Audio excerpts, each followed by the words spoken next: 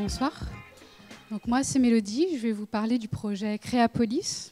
Donc, alors, Créapolis, qu'est-ce que c'est? C'est une application collaborative et gratuite de géolocalisation d'art urbain. Donc, sous le terme art urbain, on parle de deux grands courants artistiques.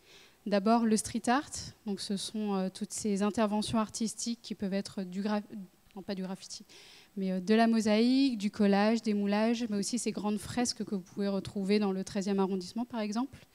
Mais c'est également le graffiti.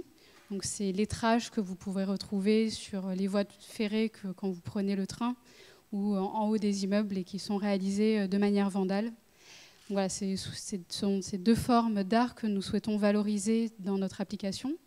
Donc pourquoi l'art urbain? Tout simplement parce que je suis passionnée. J'adore partir à la découverte de la rue, prendre des photos, les partager sur les réseaux sociaux. Et si j'aime l'art urbain, j'aime aussi l'art de manière générale.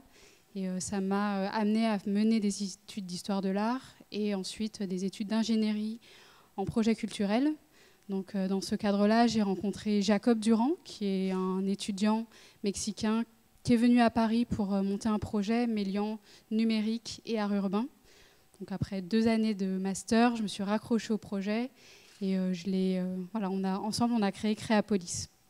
Donc, alors, plus précisément, qu'est-ce que c'est Créapolis? Donc, cette application, donc, comme toute application numérique, vous la téléchargez sur votre téléphone, vous vous géolocalisez et vous avez à votre disposition 5 fonctionnalités.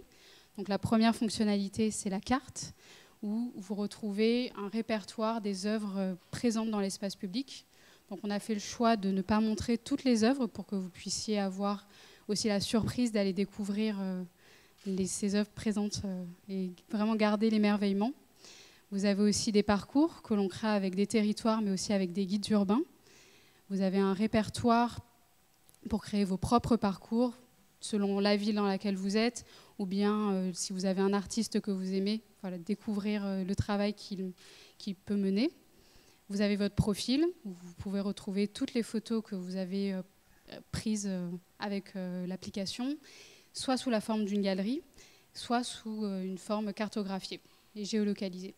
Et le cœur de l'application, c'est un appareil photo. Donc on invite tous les utilisateurs à prendre des photos et à les renseigner avec le nom de l'artiste, la technique, le style auquel peut appartenir l'œuvre.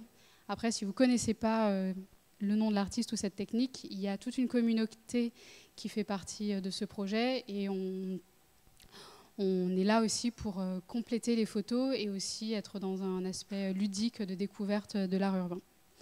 Donc il y a 3 objectifs à cette application. Le premier, c'est de vous offrir un outil de découverte, parce que nous, on est passionnés, mais on a aussi envie de vous transmettre cette passion. Donc vous pouvez découvrir les œuvres qui sont présentes autour de vous et apprendre aussi le nom de ces artistes, les techniques, un outil ludique de découverte. C'est aussi une application pour montrer le dynamisme des territoires. Voilà, aujourd'hui, les villes ont bien compris que l'art urbain est un outil d'attraction et mettent en place de plus en plus des parcours dédiés à un artiste ou en tout cas à leur ville et veulent tous avoir leur festival de street art. Donc nous, on souhaite centraliser tout ce dynamisme autour de ce mouvement à l'intérieur de cette application. Et le troisième intérêt, par rapport au thème « Il était une fois demain », c'est documenter ce mouvement artistique. Aujourd'hui, on le vit, on le construit avec les artistes.